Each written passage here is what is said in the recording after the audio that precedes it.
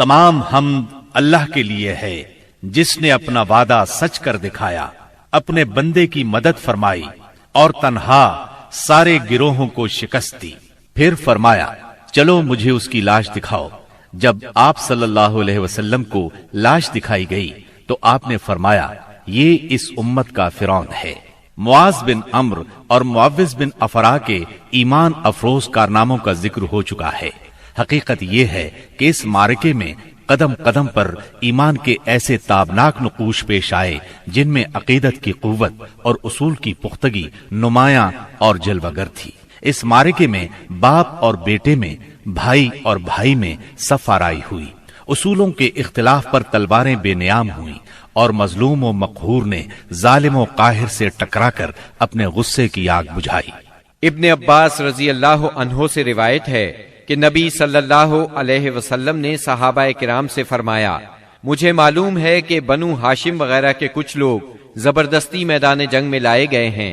इन्हें हमारी जंग से कोई सरोकार नहीं है, लिहाजा बनु हाशिम का कोई आदमी किसी की जद में आ जाए तो वो कत्ल ना करे, और अबुल बुख्तरी बिन हिशाम किसी की जद में आ जाए तो वो इसे कत्ल ना करे, और अब्बास बिन अब्दुल मुत्तलिब किसी की जद में आ जाए तो वो भी उन्हें कत्ल ना करे, क्योंकि वो बिल जबर लाए गए हैं।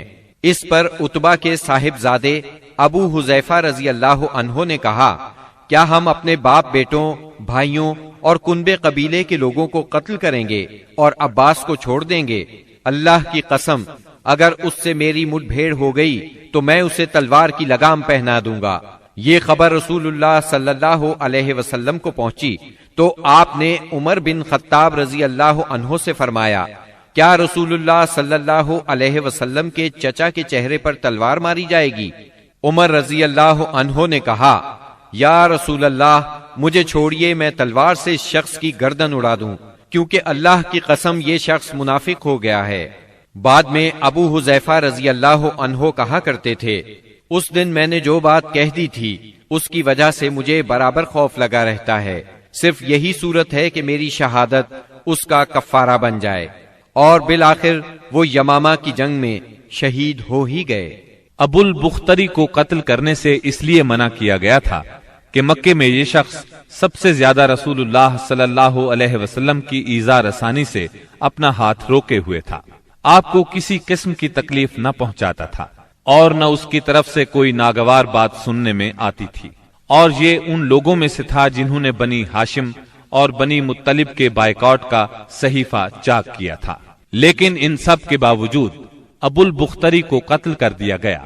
हुआ ये कि मुजज्जर बिन जियाद से उसकी मुठभेड़ हो गई। उसके साथ उसका एक और साथी भी था। दोनों साथ साथ लड़ रहे थे। मुजज्जर ने कहा, अबुल बुख्तरी, रसूलुल्लाह सल्लल्लाहु अलैहि वसल्लम ने हमें आपको कत्ल करने से मना किया है। उसने कहा, और मेरा साथी? मुजज्जर ने कहा, नहीं वल्लाह, हम आपके साथी को नहीं छोड़ सकते। उसने कहा, अल्लाह की कसम, तब मैं और वो दोनों मरेंगे। इसके बाद दोनों ने लड़ाई शुरू कर दी। मुजज्जर ने मजबूरन उसे भी कत्ल कर दिया। मक्के के अंदर जाहिलियत के जमाने से अब्दुर्रहमान बिन औफ रजी अल्लाह अन्हु और उमैया बिन खल्फ में बाहम दोस्ती थी। जंगे बद्र के रोज उमैया अपने लड़के अली का हाथ पकड़े खड़ा था कि इतने में उधर से अब्दुर्रहमान बिन औफ का गुजर हुआ। वो दुश्मन से कुछ जिरहें छीन कर लादे लिए जा रहे थे। उमैया ने उन्हें देखकर कहा, क्या तुम्हें मेरी जरूरत है? मैं तुम्हारी इन जिरहों से बेहतर हूँ। आज जैसा मंजर तो मैंने देखा ही नहीं। क्या तुम्हें दूध की हाजत नहीं? मतलब ये था कि जो मुझे कैद करेगा मैं उसे फिदिये में खूब दुधैल ऊंटनियां दूंगा। ये सुनकर अब्दुर्रहमान बिन औफ रजी अल्लाह अन्हु ने जिरहें फेंक दी और दोनों को गिरफ्तार करके आगे बढ़े। अब्दुर्रहमान बिन औफ रजी अल्लाह अन्हु कहते हैं कि मैं उमैया और उसके बेटे के दरमियान चल रहा था कि उमैया ने पूछा, आप लोगों में कौन सा आदमी था जो अपने सीने पर शुतर मुर्ग का पर लगाए हुए था? मैंने कहा, वो हमजा बिन अब्दुल मुत्तलिब रजी अल्लाह अन्हु थे। उमैया ने कहा, यही शख्स है जिसने हमारे अंदर तबाही मचा रखी थी। सैयदना अब्दुर्रहमान रजी अल्लाह अन्हु कहते हैं कि वल्लाह, मैं उन दोनों को लिए जा रहा था कि अचानक बिलाल रजी अल्लाह अन्हु ने उमैया को मेरे साथ देख लिया तो उन्होंने कहा, ओहो, कुफ्फार का सरगना उमैया बिन खल्फ اب یا تو میں بچوں گا یا یہ بچے گا۔ میں نے کہا اے بلال رضی اللہ عنہ، یہ میرا قیدی ہے۔ انہوں نے کہا اب یا تو میں رہوں گا یا یہ رہے گا۔ پھر نہایت بلند آواز سے پکارا اے اللہ کے مددگارو، یہ رہا کفار کا سرغنہ امیہ بن خلف، اب یا تو میں رہوں گا یا یہ رہے گا۔ عبد الرحمن بن عوف رضی اللہ عنہ کہتے ہیں کہ اتنے میں لوگوں نے ہمیں گھیرے میں لے لیا۔ میں ان کا بچاؤ کر رہا تھا مگر ایک آدمی نے تلوار سے اس کے بیٹے کے پاؤں پر ضرب لگائی اور وہ وہیں گر گیا۔ ادھر امیہ نے اتنے زور سے چیخ ماری کہ میں نے ویسی چیخ کبھی سنی ہی نہ تھی۔ میں نے کہا نکل بھاگو، مگر آج بھاگنے کی گنجائش نہیں، اللہ کی قسم میں تمہارے کچھ کام نہیں آ سکتا۔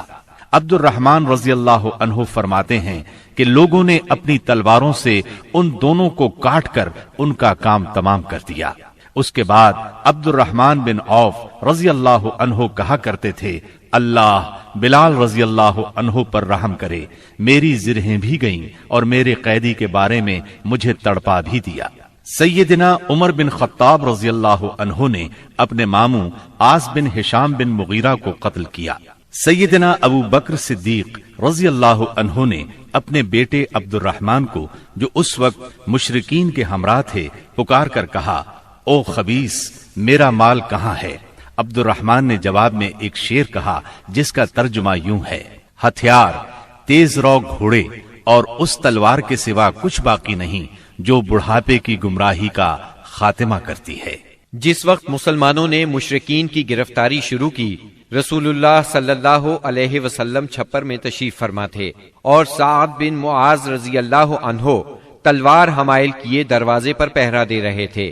رسول اللہ صلی اللہ علیہ وسلم نے دیکھا کہ سعد رضی اللہ عنہ کے چہرے پر لوگوں کی اس حرکت کا ناگوار اثر پڑ رہا ہے۔ آپ نے فرمایا اے سعد، ایسا محسوس ہوتا ہے کہ تم کو مسلمانوں کا یہ کام ناگوار ہے۔ انہوں نے کہا جی ہاں، اللہ کی قسم، اے اللہ کے رسول، یہ اہل شرک کے ساتھ پہلا معرکہ ہے جس کا موقع اللہ نے ہمیں فراہم کیا ہے، اس لیے اہل شرک کو باقی چھوڑنے کی بجائے مجھے یہ بات زیادہ پسند ہے کہ انہیں خوب قتل کیا جائے اور اچھی طرح کچل دیا جائے۔ اس جنگ میں عکاشہ بن محسن اسدی رضی اللہ عنہ کی تلوار ٹوٹ گئی۔ وہ رسول اللہ صلی اللہ علیہ وسلم کی خدمت میں حاضر ہوئے۔ آپ نے انہیں ایک چھڑی تھما دی اور فرمایا عکاشہ، اسی سے لڑائی کرو۔ عکاشہ نے اسے رسول اللہ صلی اللہ علیہ وسلم سے لے کر ہلایا تو وہ ایک لمبی، مضبوط اور چمچم کرتی ہوئی سفید تلوار میں تبدیل ہو گئی۔ پھر انہوں نے اسی سے لڑائی کی یہاں تک کہ اللہ نے مسلمانوں کو فتح نصیب فرمائی۔ اس تلوار کا نام اون یعنی مدد رکھا گیا تھا۔ یہ تلوار مستقلاً عکاشہ رضی اللہ عنہ کے پاس رہی اور وہ اسی کو لڑائیوں میں استعمال کرتے رہے، یہاں تک کہ دور صدیقی میں مرتدین کے خلاف جنگ کرتے ہوئے شہید ہو گئے۔ اس وقت بھی یہ تلوار ان کے پاس ہی تھی۔ خاتمہ جنگ کے بعد مصعب بن عمیر ابدری رضی اللہ عنہ اپنے بھائی ابو عزیز عمیر ابدری کے پاس سے گزرے۔ ابو عزیز نے مسلمانوں کے خلاف جنگ لڑی تھی اور اس وقت ایک انصاری صحابی اس کا ہاتھ باندھ رہے تھے۔ مصعب نے اس انصاری سے کہا اس شخص کے ذریعے اپنے ہاتھ مضبوط کرنا، اس کی ماں بڑی مالدار ہے، وہ غالباً تمہیں اچھا فدیہ دے گی۔ اس پر ابو عزیز نے اپنے بھائی مصعب رضی اللہ عنہ سے کہا کیا میرے بارے میں تمہاری یہی وصیت ہے؟ مصعب رضی اللہ عنہ نے فرمایا ہاں، تمہاری بجائے یہ انصاری میرا بھائی ہے۔ جب مشرکین کی لاشوں کو کنویں میں ڈالنے کا حکم دیا گیا اور عتبہ بن ربیعہ کو کنویں کی طرف گھسیٹ کر لے جایا جانے لگا تو رسول اللہ صلی اللہ علیہ وسلم نے اس کے صاحبزادے ابو حذیفہ رضی اللہ عنہ کے چہرے پر نظر ڈالی، دیکھا تو غمزدہ تھے، چہرہ بدلا ہوا تھا۔ آپ صلی اللہ علیہ وسلم نے فرمایا ابو حذیفہ، غالباً اپنے والد کے سلسلے میں تمہارے دل کے اندر کچھ احساسات ہیں۔ انہوں نے کہا نہیں واللہ یا رسول اللہ، میرے اندر میرے باپ کے بارے میں اور ان کے قتل کے بارے میں ذرا بھی لرزش نہیں، البتہ میں اپنے باپ کے متعلق جانتا تھا کہ ان میں سوجھ بوجھ ہے، دور اندیشی اور فضل و کمال ہے، اس لیے میں آس لگائے بیٹھا تھا کہ یہ خوبیاں انہیں اسلام تک پہنچا دیں گی۔ لیکن اب ان کا انجام دیکھ کر اور اپنی توقع کے خلاف کفر پر ان کا خاتمہ دیکھ کر مجھے افسوس ہے۔ اس پر رسول اللہ صلی اللہ علیہ وسلم نے سیدنا ابو حذیفہ رضی اللہ عنہ کے حق میں دعائے خیر فرمائی اور ان سے بھلی بات کہی۔ آخرکار اسلام نے کفر پر فتح پائی۔ اس غزوہ بدر میں قریش کا سردار ابو جہل بھی مارا گیا۔ یہ وہی ابو جہل تھا جس نے نبی کریم صلی اللہ علیہ وسلم اور مسلمانوں پر ظلم و ستم کے پہاڑ توڑے تھے۔ 70 کافر موت کے گھاٹ اترے، 70 ہی گرفتار ہوئے، باقی دم دبا کر بھاگ نکلے۔ مسلمانوں میں صرف 14 شہید ہوئے، ان میں 6 مہاجر اور 8 انصاری تھے۔ اس جنگ نے اسلام کے دشمنوں کی طاقت کا جنازہ نکال دیا، ان کا بھرم کھل گیا اور ان کا غرور خاک میں مل گیا۔ جب رسول اللہ صلی اللہ علیہ وسلم مدینہ پہنچ چکے تو آپ نے قیدیوں کے بارے میں مشورہ کیا۔ سیدنا ابو بکر نے فدیہ لینے کی رائے دی، جبکہ سیدنا عمر کی رائے یہ تھی کہ انہیں قتل کر دیا جائے۔ انہوں نے فرمایا میرا قریبی میرے حوالے کریں اور میں اسے قتل کروں۔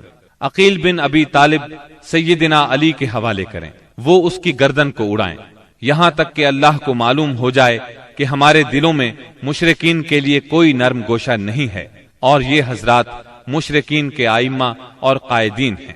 رسول اللہ صلی اللہ علیہ وسلم نے فدیہ لینا طے کیا۔ یہ فدیہ 4000 سے 3000 اور کم از کم 1000 درہم تک تھا، اور ان میں سے جو لکھنا پڑھنا جانتے تھے ان کا فدیہ یہ قرار دیا گیا کہ وہ 10 بچوں کو لکھنا پڑھنا سکھا دیں۔ غزوہ بدر میں قریش کے 70 آدمی مارے گئے، ان میں عتبہ اور ابو جہل جیسے رئیس شامل تھے۔